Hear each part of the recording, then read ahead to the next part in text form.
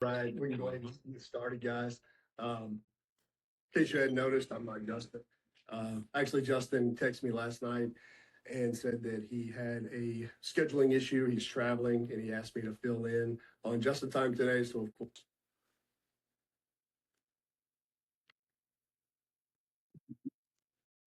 can y'all hear me okay? It looks like I got muted. Y'all can hear me? Okay, cool. Yeah, there's some weird stuff going on. But anyway, while we're getting started, let's drop some wins in the chat, just like always. Gratitude wins. What are we grateful for? How are we winning? Um, so while people are dropping wins in the chat, I'll give you a little background. Again, my name is Corey. I am a team owner from Texas. I'm actually from the little southeast corner of Texas, kind of by Louisiana and the Gulf Coast. Um, and I've been in Justin and Springs world for a couple of years now in one capacity or another. Um, and so good news, bad news. He had very short notice today. So I didn't have enough time to prepare something that would really just knock your socks off. But the good news is I'm going to drop on you today exactly what we're doing to dominate Q4. This is something that we've done as an organization for we've done it last 3 years. Um, it's very simple, straightforward, but it's live, it's raw. This is exactly what we're doing. And I've never had an agent go through this that did not just completely dominate Q4 and change the trajectory of their year. So people are still coming in. So let's see some wins and gratitude in the chat. I see a couple here. Just closed my 5th transaction in 30 days. Hell yeah. Added 2 leads to my database yesterday. Very good. 4 listings coming up. Sweet. Only a couple of wins. That's it. So wins and gratitude. I know here, I don't know what the weather's like and where y'all are, but it's a beautiful day here in Southeast Texas. It's like mid 80s, not a cloud in the sky. Humidity's not too bad. We don't get that too often down here. There we go. Just made a first listing appointment. Awesome. Putting in an offer today. Heck yes, Shaq. So again, thanks for joining us today for your 1 hour student. This is where we separate ourselves from the competition. Average agents shut down early on Friday and they're slow to start on Monday, but that's not us. See, buyer signed, appointment set tonight. Awesome. Had an offer today. Sweet. Working with 2 new recruits. Awesome. Let's see. 40K from my income goal this year. Sweet. It's totally possible. Got a contract on a $500,000. So on the island here in the valley. Okay, sweet. All right, so cool. So let's get going. So what we do every year, it's kind of unique, but Q4 is always our strongest quarter of the year, which kind of defies logic, right? Because if you ask people or you ask the average agent, like when the prime season to buy real estate is, they're going to tell you spring, summer, something like that. But for us, it's Q4. And the reason is because what I'm going to share with you today is because of our activity level. So what I know to be true now is that real estate is not seasonal. I mean, I guess it is, but the best season to sell real estate is the season that you decide to show up and do the work. It's the season that you decide to commit to yourselves, to commit to your daily standards of activity and crush it consistently day in and day out. That's the best season to sell real estate. So Q4, the reason that I started this, I'll give you a little background too. The reason that I started this on my team, and for those of you that want to be honest and vulnerable like I'm about to be, how many of you have ever experienced going through the holiday season and you had a hard time being present with your family or at events because your business wasn't where you wanted it to be? Or you wish you could have done more, you wish you would have done more, you could have done more, and now you find yourself being distracted because maybe your money's not where you wanted it. Again, your business isn't where you wanted it. So yeah, that sucks. That's a bad feeling, you know. And then for me, that led to even more feelings of like guilt because here I am. favorite time of year, and I'm trying to enjoy time with my family, but I feel guilty because I'm not present because of these things. So, yeah, but I know I'm not the only one. And another feeling that I've had in the past in this business is that maybe I've had an okay year. Maybe I'm satisfied with the result. But as New Year's Eve is here, and I'm watching the clock, get close to midnight, and I have that feeling knowing that at midnight the clock strikes. It's a new year, and my scoreboard gets wiped to zero. Anybody ever had that feeling? Kind of miserable. Um, and what's even worse is if it happens and you've had a Q4 where you are losing momentum.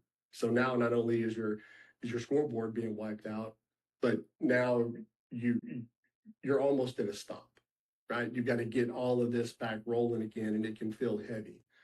So this is the reason why I started what I'm going to share with you today, because I never wanted to feel that way again, and I definitely do not want anybody in my organization to feel that way. Um, because honestly, being a leader, you want what's best for the people in your organization, right? They have decided to align with me because they felt like I was their best shot at achieving their goals and their dreams. And anyway, this sat real heavy with me, so this is what we started. Um, so again, our best quarter of the year is Q4. And would anybody like to guess what our second best quarter of the year is? You can go ahead and hit it in the chat. That's right, Q1. So shocker, right? Our best quarter of the year is the year that everybody's intent and focused on activities. And the second best quarter of the year is the quarter immediately following that. So it's not supernatural, but that happens every single year. Um, and also with Q4 historically is like real estate hibernation, right? I mean, that you've got the season is full of distractions. It's holiday, festive type stuff, families coming in, things that you don't normally have to distract you, kids out of school, all the stuff. So it's really easy for the people who are not committed or don't have a plan to sort of just shrink back and kind of coast, and before they know it, they've lost momentum. They've had a really crappy Q4, and it leads to the feelings that I told you early on that I desperately wanted to avoid. So what we do is very, very simple. And actually, I need to try to see if I can drop something in the chat here. Here, file. Let me drop this in the chat because I want y'all to have this. Let's see. Sorry, I should have been more prepared. All right, did y'all get that? Just in the chat. Looks like it went through. Somebody give me a thumbs up if y'all got something. So what that is, it's nothing crazy. It's a blank calendar. Actually, it's 3 blank calendars. It's October, November, and December. So some of you have probably heard Justin reference me on here. That yes, I use Sisu. Yes, I use Follow a Boss. We track metrics. Actually, I'm crazy about tracking metrics, but it's hard to beat a good old fashioned paper calendar for accountability. So what I'm going to share with you today is exactly what we do. And it's all about self accountability. It's about being self aware and focusing on the things that you need to do to move the needle. So first, I want to kind of do a little goal setting. So I want you to ask yourself, how many transactions do you want to close Q4? So from now until the end of the year, how many transactions do you want to close? And if you have something to write with, go ahead and write it down or pop it in the chat.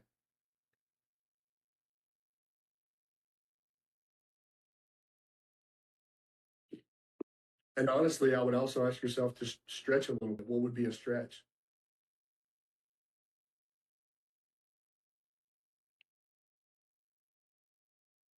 So I see 4, 13. Cool. 8 would be a stretch. Cool. 10. Yeah. So whatever the number is, just make sure you have that number. I would encourage you to stretch. However, this isn't about a beat down, or this isn't about setting something that's completely and totally unrealistic. So whatever your goal is, I want you to also write down how much money that would be for you. So your average price point, the average of, dollar per transaction that you end up depositing in your account, what would that be? And if you want, you can pop that number into the chat too. If you have our price point sucks here in Southeast Texas. It's low. But some of you may have some pretty impressive price points. That's probably some pretty good money. Yeah, $30,000.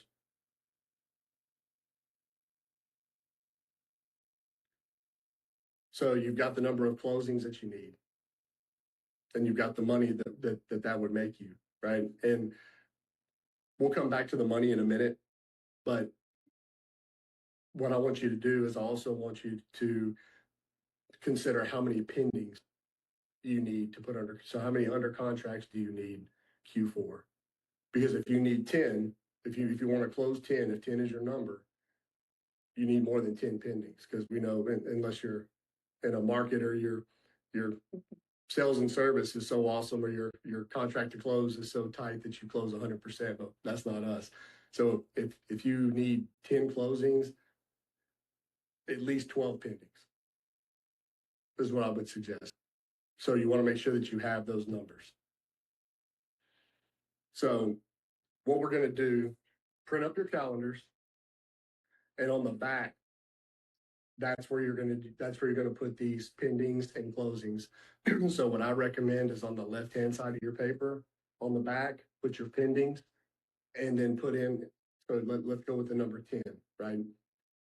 You need 10 closings, Q4. So pendings on the left, closings on the right, make little boxes. And the intent is to shade them in, right? So as you get a pending, shade it in. Now, for those of you that are using Sisu, this is not to replace Sisu. Again, this is something visual that you're going to be working on every single day. You're not going to be able to get away from it. So again, make your boxes for your pendings on the left, your boxes for your closings on the right. And good news, like when I went through this exercise with my team, they all had pendings that were coming over with them into Q4. So like they started the quarter with 3, 4, 5 pendings. So that's great. Go ahead and shade it in. You've instantly got some momentum. But this is going to show you exactly what you need to do, because we don't want to just have a goal floating out there that might be nice to have, and because we're taught that we need to set goals, so we're going to set goals. No, these are targets. Okay, there's a difference. So hopefully everybody's tracking me. Got your pendings on one side, you got your closings on the other, and then in the middle of the page, whatever that number is, right? The 30,000, the 20,000, the 200,000, whatever that number is, I want you to write it big, bold, numbers, and circle it, because that's going to be in front of you every day. And what I would encourage you to do is, money is just ones and zeros in your bank account, right? So what I would encourage you to do is spend some time workshopping this and look at the number, 30, 60, 80, 200K, whatever that is. And think about what your family's Christmas would look like with that in your account. Think about the feeling that you would have on New Year's Eve, ending the year with that kind of momentum and with that money in your account. You think about an experience that you would have. Maybe there's a special gift, or maybe it's something you would buy yourself. Whatever it is, I want you to associate something with that money. Because again, money is a good goal, but it's kind of shallow. So you need to associate something with it, and preferably something that would generate a strong emotion that would mean something to you once you achieved it. And once you put that money to work, excuse me, on whatever that is. So that's the back of the calendar, right? And mine's blank because mine is more geared toward agent attraction and recruiting than transactional real estate. So here's the other part of the calendar is on the front. Can y'all see that? Green checks, red X's. So every single day, like today's the 10th, right? So we're 10 days into Q4. So the clock's already ticking. Every day, every minute, every second counts, especially when you're aggressively pursuing a target or a goal. So we're going to be tracking one single metric. And the two most important metrics that we can track are conversations and appointments met.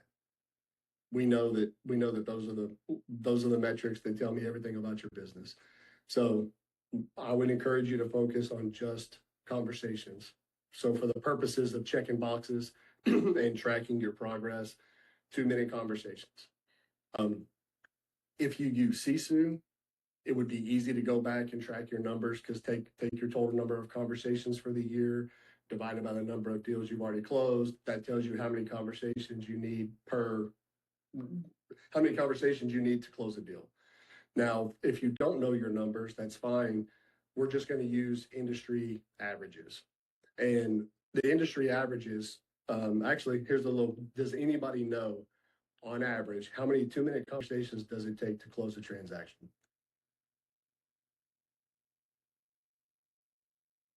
There's 150, 100.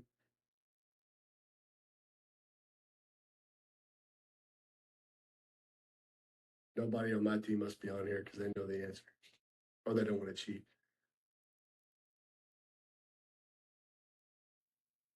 So this data comes from the Chet Black organization. Him and his ancillary companies, they are in the majority of the largest databases in the country.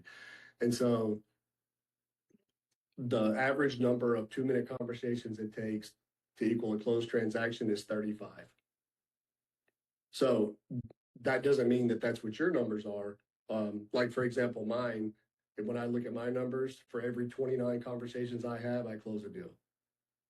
I've got agents on the team that are at 70 or 80 or 90 conversations. That's the skill level of your scripting, and your dialogue. That's all that is. But so if you don't know your numbers, we're going to use 35 because that's an average. If you know your numbers, I would encourage you to use your own numbers. And also here's something, even though we're not tracking this, appointments met. Does anybody know what the average is for appointments met per closed transaction? Just drop in the chat. There's 5, 15. Yep, Danielle, 3. 3 appointments met equal a closed transaction. So again, mine, I'm at 1.7 for the year, which probably tells me I need to meet more people. But then I have some agents that are at 5 or 6. But just know your numbers. So if you don't know your numbers, we're going to operate off of the industry standards. So 35 conversations equals a closing, 3 appointments met equal a closing.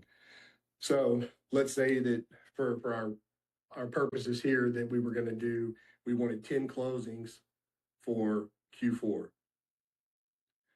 And if it's at 35 conversations equals a closed transactions, that means we need 350 conversations in Q4 to equal a closing. Are y'all tracking? So that's 350 conversations. There's 92 days in Q4 this year. So that's from October the 1st to December 31st. That's 92 days. So if you take your 350 conversations that you need and divide that by 92, that's like 7 conversations a day. So what I would encourage you to do is on your calendar here, anywhere between 7 to 10 conversations a day would be my recommendation because you want to make sure you get there for sure. So if you hit, let's just say it's going to be 10 conversations a day. If you hit 10 conversations a day, 10 2-minute conversations a day, documented in Sisu or in your CRM or wherever you document it, then you get a green check. If you do not get your 10, it's a red X. And that means that, and this is a standard now. And so this is what I want you to do is I want you to, if you're not currently operating off of standards, actually, here's fun. So what's the difference between a standard and a goal? Somebody put some guesses in the chat. Because this is going to require us to shift our focus and shift our thinking. Because we're used to talking in terms of goals and targets. Yep, a standard is non-negotiable. So a standard is not the goal. right? We're not going to, if we achieve our standard, we're not going to put our flag in the ground and congratulate each other and high five. No, the standard is the bare minimum. That's what that means. And I don't know about you guys, but I'm competitive, right? And I don't celebrate mediocrity. I don't celebrate the bare minimum. Um, but we have to have a standard, something that is non-negotiable, something that we are going to do regardless, like it's a given. So the purposes of this illustration here, 10 conversations a day is what I need to achieve the goal that I've set for myself and the money that I said I wanted before the end of the year. So now 10 conversations a day is now my standard. So what am I going to get? Am I going to get red X's or green checks? And I was challenged. I don't know if some of my agents may be on here. Um, let's say that you're planning to be off a couple of days. That's fine. You get a red X. I don't care if it's planned, right? Like it's either happening or it doesn't. So if it's planned days off and you are not intending to get your 10 conversations and the 10 conversations do not happen, it's a red X. You know, that like this isn't punishment, but you need to be, this is about self-awareness. And this is about understanding like what must be done and how exactly are you showing up for you? You know, and I've had agents that really had some awareness around this. They get a month in and they're having a really hard time collecting green checks. Well, but we already knew that because let's look at your bank account so far this year. Let's look at your closings. Let's look at how you've shown up all year long. So we already knew this. This is just making them aware, right? And one of the things that one of my coaches says all the time is that you know you've got to practice extreme personal responsibility because what this is becoming aware that you're the problem, right? But and that can feel kind of heavy. But if you're the problem, that means that you're also the solution, right? And so you can become self-aware and you can get into alignment with what needs to happen to produce the outcome that you want. And then it's just a matter of executing daily. And that's the beauty of this, because if you're executing daily, you're getting instant feedback. Did I do it or did I not? It's either A or it's B. There's no, yeah, but I did 9. Nope. Was it 10 or nothing? It may as well be 10 or 0 for the purposes of this calendar. And most people aren't willing to, let's say willing, most people aren't used to operating with that level of accountability, that strict, all or nothing mentality. For those of you that have ever done 75 hard, um, that's exactly what that is. Like it is 100% zero compromise. You either do all of the critical tasks every day or you do not. Like one chocolate chip, you fail. Like it doesn't matter if it's on day 1 or if it's on day 74. Like the water that you have to drink. If you are 1 ounce shy of a gallon, fail, start over. Like if you don't I have failed and my wife has failed at some point by missing a progress picture. You got to take a progress picture every day. If you miss the photo, you fail. And she was committed. She actually cried because she failed over a photo. But it is what it is. It's extreme personal accountability. And so that's what this does. And the beauty of having this stuff on the back, um, when you have your pendings and your closings, is it's visible progress. Like I've got agents on my team that put a couple of deals under contract this week, and they're shading in their pendings. And so now, like he may be on here, um, he needs 20 closings Q4, and he carried over he carried over 5 pendings, and so anyway, he needs 16 more. And so as he's collecting these pendings, he's shading in the boxes. It's visible progress. And it also changes your perspective because instead of just calling your database or just showing up and doing the things that you think you need to do or the things that feel right, you have an objective, you have a target. You need 10 closings Q4. Who are those people going to be? I need to shade these boxes in. Like there's a person in my database, whether they're in my top 10, maybe they're buyers that I have signed that haven't gone under contract yet. maybe they're buyers I met with and didn't sign. Um, I would honestly look at your listings. Look at your listings. What can we do to move those to pending? Surely I'm not the only one that has um, an inventory of live listings that I know need to take a price drop, and I know a price reduction would probably tip the scales and get it under contract. Why not go after those people? So the advice that I'm giving to my agents is, when's the last time you updated a CMA?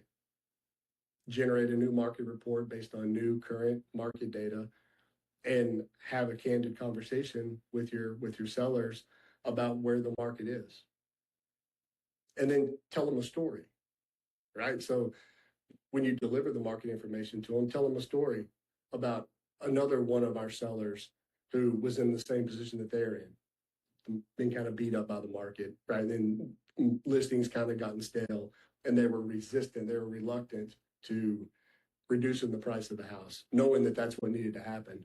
And then they finally did it. And within days, whatever it is, they're under contract. So surely if you're on a team, maybe you have a story like that, or if you're on a team, your team has stories like that, share that with them, because facts tell, stories sell, right? And so if you've got an inventory of listings sitting there, that could very easily be turned over into an under contract, and you can shade something in on the back of your calendar. Um, and also talking to your pool of buyers and even your pool of sellers right now. We're coming up on the holidays.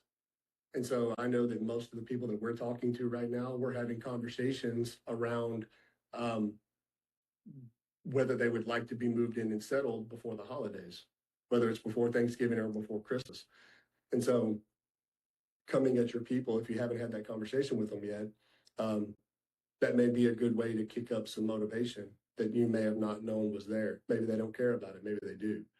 Um, I've been in the past been able to have this conversation with sellers, um, and they were like, "Well, you know what? I really do want to have the home sold, or at least under contract before Christmas, because it's invasive to have people come tromping through your house, and putting up with showings during the holidays." And so they really wanted to do whatever they had to do to get their home at least under contract, so they didn't have to mess with showings during the holidays. So just have some conversations, but knowing exactly what you need to do and seeing the boxes that you need to check, um, it just changes who's going to get my attention today, who's going to get my energy, because I've got to move with a purpose. Because there's something about, like, let's say that all of you are going to print up these calendars and you're going to start putting your X's and your checks on here. Um, how many of you are going to have 10 red X's right off the bat?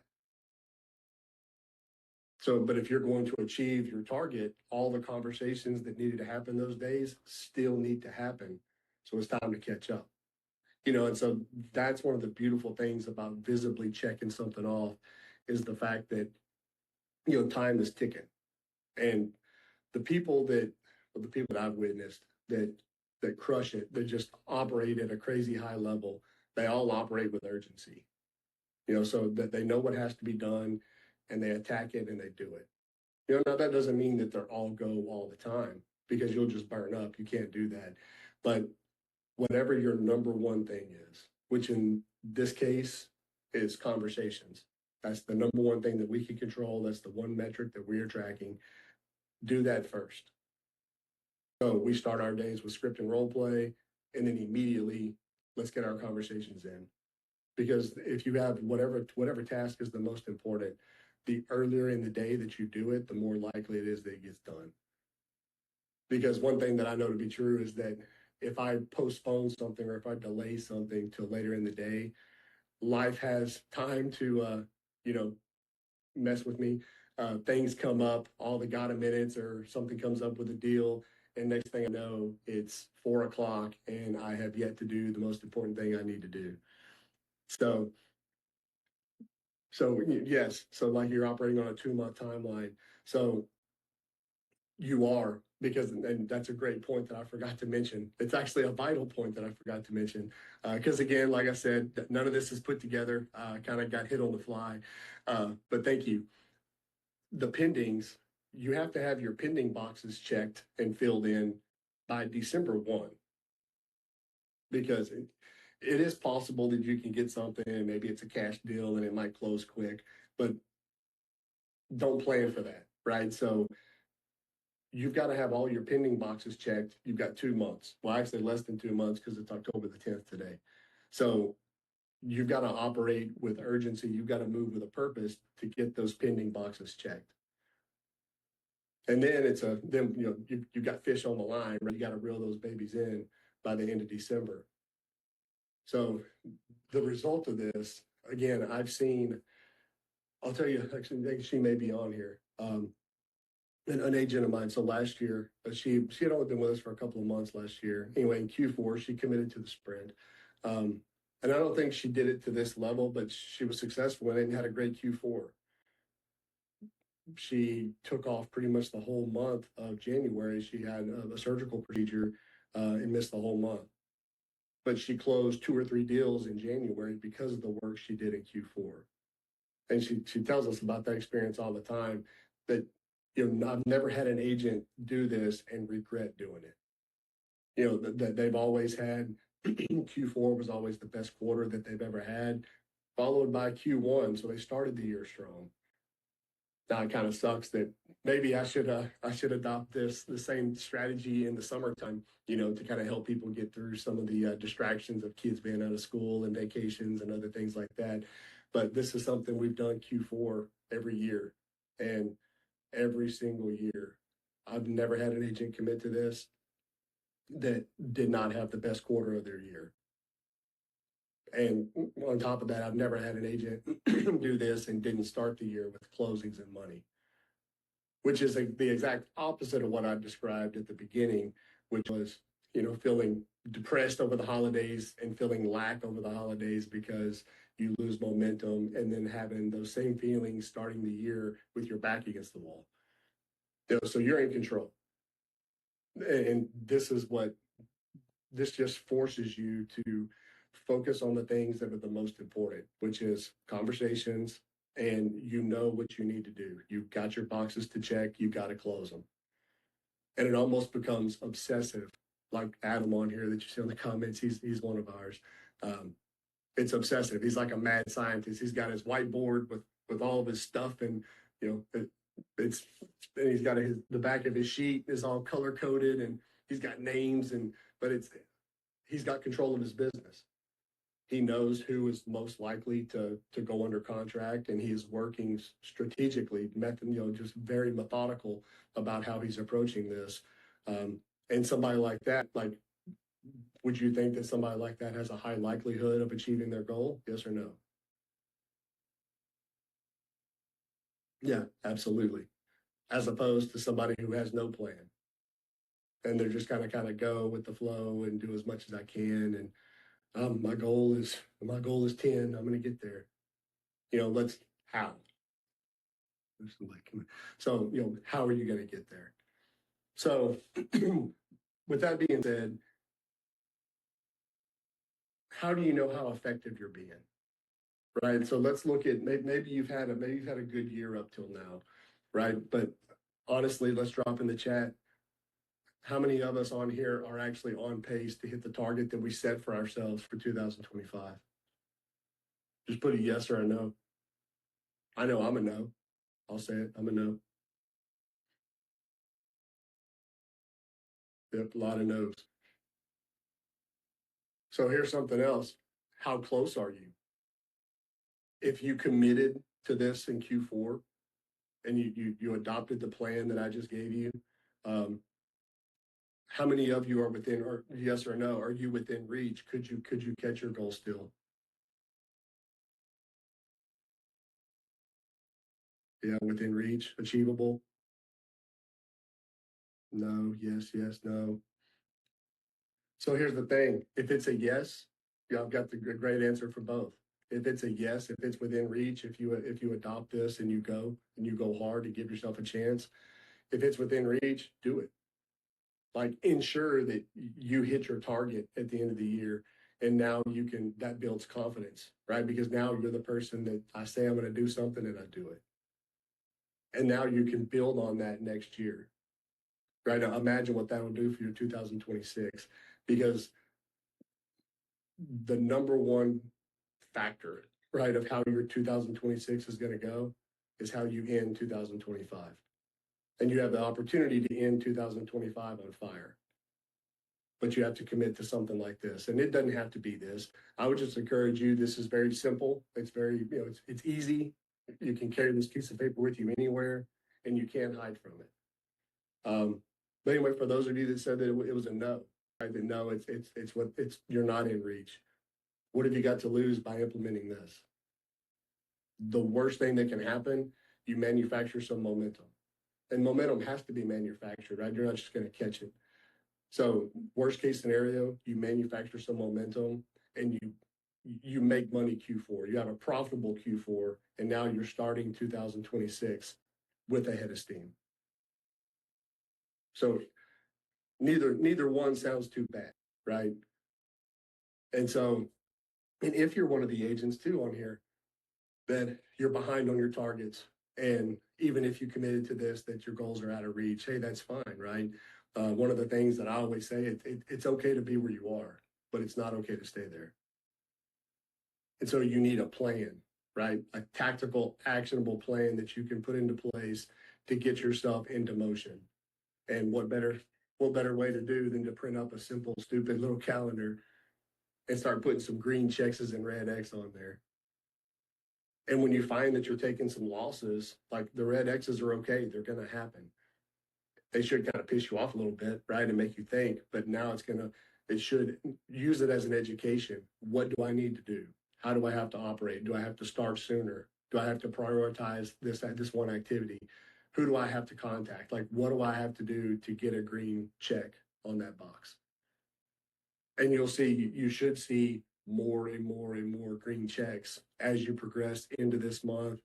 And then hopefully next month you have much more control, because next month we have, which I don't have the November calendar here, but I think it's the last week of that month is the week of Thanksgiving.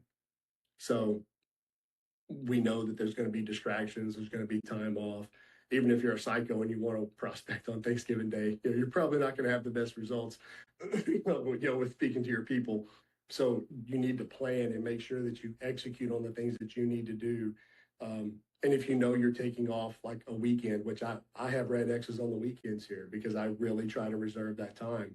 So that means I have to increase my standard Monday through Friday because those calls still need to be made. So we're finished early today. That's really all I mean. I consider and beat this horse to death. But it's simple, it's actionable, it's tactical. And I would say this: anybody that wants to commit to this, look me up on social. Like it's Corey Block on Facebook, and I think it's Corey W Block on Instagram. Hey, hit me up. DM me a picture of your calendar. If you need some accountability, if you need to kind of workshop this out a little bit further, I'm happy to help. Some of my agents are on here. They're doing this now. I've implemented this. I've kind of iterated it over the years. We haven't always done, well, I think we've always done the calendars, but we haven't always done the pendings and closings on the back. It's just another visual representation. And I believe that the red X's and the green checks, it's meaningful to be able to do that. It's powerful, but sometimes when you're really trying to build momentum, you need even more wins, visible wins. And so having the boxes on the back where you can shade in your pendings, it's just another victory, another visible victory. And then we have a group chat with our team. And so the people that are committing to this, they'll post their every day, they'll post a picture of their calendar to show that they got a green check. And so that motivates and inspires the other people to get behind it, because if you had to guess, the people on the team that are winning and making the money, do you think they're the agents that are committing to this or not? Yeah. So I don't have, everybody's not committed to it, but the ones that are the ones making the money. So you get to choose, right? You get to choose how you spend your Q4, and you get to choose how you start your 2026. So I said, I'll get you out of here early today. But before we go, drop in the chat. I guess, did anybody have a takeaway, an aha? Does anybody want to commit to this? Let's see what you got. All right, sweet, Chris, you're in. I said, look me up. Very good. Let's go. Already printed yours. Awesome. Yeah, I think it's got our logo on the bottom, so you can disregard that. But exactly what you needed. Let's rock Q4. Absolutely. So I can say this, certain little things, and sometimes you need a challenge to inspire you. Um, and it doesn't have to be something super complicated, right? Like simple solves the complex. Like to simplify is to amplify. No, it doesn't get much simpler than a stupid little paper calendar that you print up and get you a red Sharpie and a green Sharpie.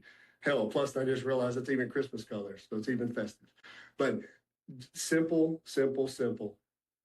Yep. So you're in, you're in. Awesome. So look, guys, I appreciate y'all letting me take over just in time today. And I would say this too: if y'all found this valuable and it helped, go DM Justin, go let him know that today was awesome. If you didn't like it, just don't say anything. But I hope y'all have a great weekend. We'll see y'all.